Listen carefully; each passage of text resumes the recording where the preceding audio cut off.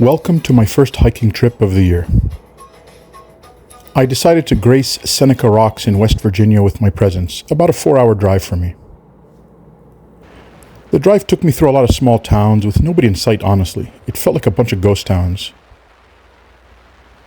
Don't get me wrong, the views during the drive were okay, but it lacked that magical spark you get road tripping through Europe, Asia, or Latin America. But I have to give credit to American roads. American roads are elite. They're smooth, safe, and wide. So I arrive, and my goal is to go up to the top of that jagged rock formation right there.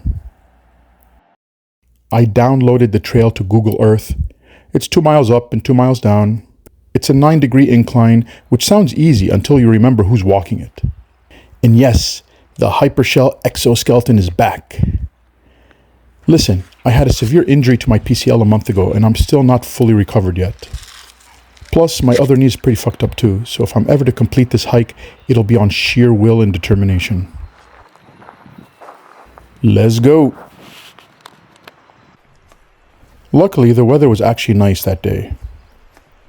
But apparently the trees in West Virginia didn't get the memo that it's April. There were no leaves on the trees, so that seemed kind of weird to me. But what do I know? This video has a lot of ASMR. Expect to hear a lot of heavy breathing throughout the video.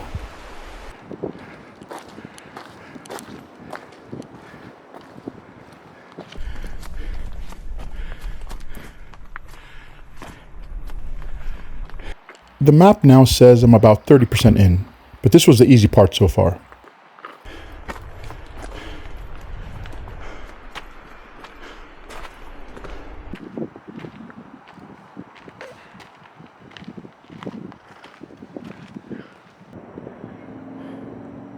I counted the rings on this tree, and I want to say it's about 70 years old maybe. And is it true that the more colorful the insect, the more poisonous it is? That's what some little kid told me. I'll keep my distance just in case. Took a bunch of knee breaks, waved at some fellow hikers passing by. Morning.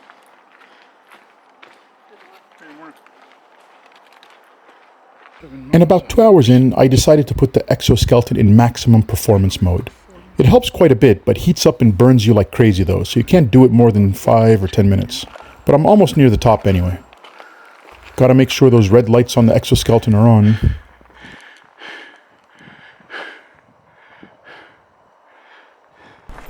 Hey.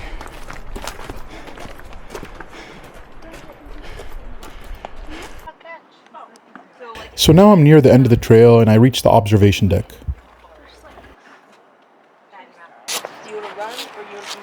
I had to relax my legs for a bit. You can see a lot of sweat under that knee brace.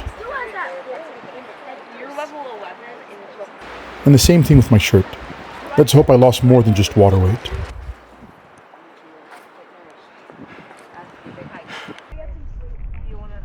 Here's the view from the deck.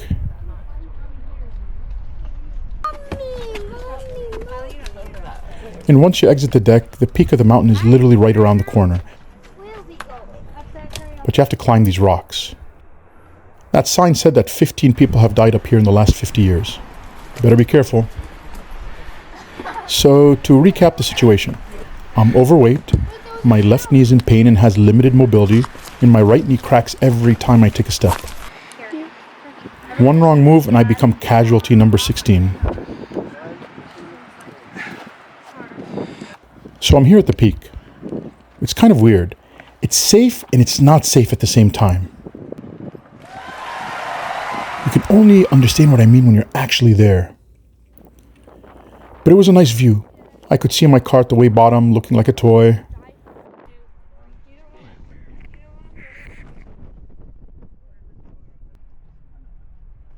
Lots of families with their kids here. And now the dreaded descent. It was less exhausting going down, but a nightmare on my knees.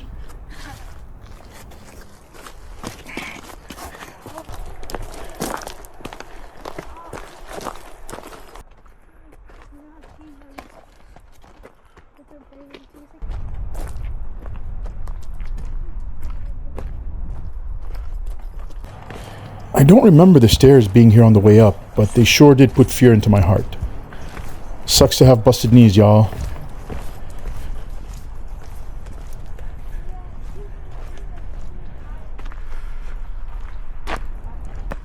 During the walk, I chatted for 15 minutes with this lady you see behind me, and we swapped hiking stories. If you're watching this, ma'am, thanks for the distraction from my impeding orthopedic failure.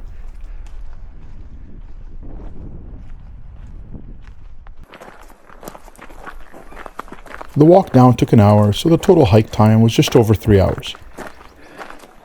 My knee was killing me. I was in pain for the rest of the day and limping pretty bad. But hey, any hike you walk away from, even with a limp, is a win. Here's the beginning and end of the trail. And until next time, my dudes.